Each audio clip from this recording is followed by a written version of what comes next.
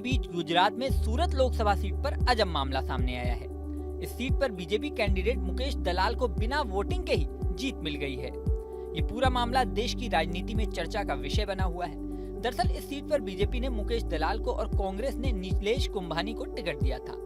नीलेश कुंभानी के नामांकन को लेकर अच्छा खासा नाटक हो गया था। नीलेश कुंभानी ने जो नामांकन पत्र भरा था उस पर 3 प्रस्तावकों के सिग्नेचर थे। बीजेपी नेता दिनेश जोधानी ने कांग्रेस कैंडिडेट नीलेश कुंभानी के फॉर्म में 3 प्रस्तावकों के हस्ताक्षर को लेकर सवाल उठाए थे। इसके बाद चुनाव अधिकारी ने तीनों प्रस्तावकों को लाने के लिए कहा था, लेकिन एक भी प्रस्तावक नहीं आया। एक भी प्रस्तावक सामने नहीं आने पर 21 अप्रैल को चुनावी अधिकारी ने नीलेश कुंभानी का नामांकन ही रद्द कर दिया। नामांकन की आखिरी तारीख 19 अप्रैल थी, यानी कांग्रेस के पास किसी और कैंडिडेट का नामांकन कराने का ऑप्शन भी नहीं बचा था। लेकिन 22 अप्रैल को इस सीट पर और भी ज्यादा चौंकाने वाली घटना हुई। इस सीट पर बसपा से प्यारेलाल भारती, सरदार वल्लभ भाई पटेल पार्टी से Abdul Hamid Khan, global Republican party से जयेश मेवाड़ा, लोक पार्टी से सोहेल खान चुनाव में उतरे थे।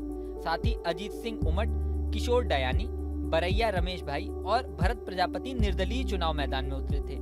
इन सभी ने 22 अप्रैल को अपना नाम वापस ले लिया, यानी अब सूरत के चुनावी मैदान में सिर्फ बीजेपी का कैंडिडेट बचा और उसे निर्विरोध जीत पाने का रास्ता साफ हो गया।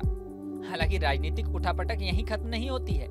कांग्रेस का एक प्रतिनिधिमंडल इस घटना के बाद इलेक्शन कमीशन से मिला और सूरत के चुनाव को रद्द कराने की मांग की। सुनिए इस बारे में क्या बोले कांग्रेस नेता अभिषेक मनु सिंघवी। इन सूरत, the person of the Congress candidate who was nominated by 4 proposers, suddenly all 4 stand up and deny their signatures. All 4 together. This is no coincidence. The candidate is missing for many hours. By the time he resurfaces, we find that every other candidate has withdrawn his candidature. Every one of them. His candidature is rejected by the returning officer. If you don't want to have elections in this country and you want to hand over Surat on a platter, then why go through the charade of elections? Why notify the elections?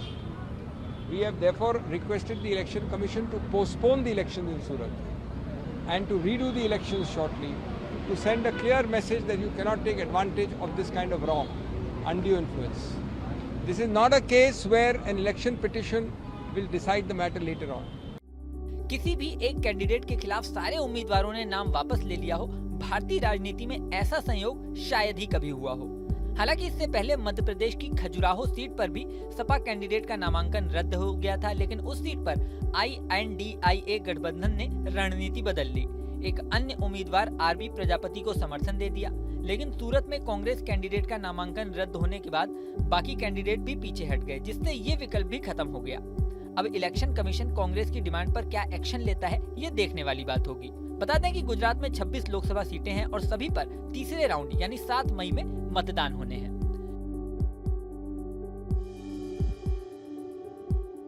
इस video में फिलहाल इतना ही, लेकिन जाने से पहले सबसे जरूरी बात, हमारे चैनल न्यूज नेशन को अगर आपने सब्सक्राइब नहीं किया तो सब्सक्राइब कर लें। इसी के साथ स्क्रीन पर दिख रहा बेल आइकन प्रेस कर दें।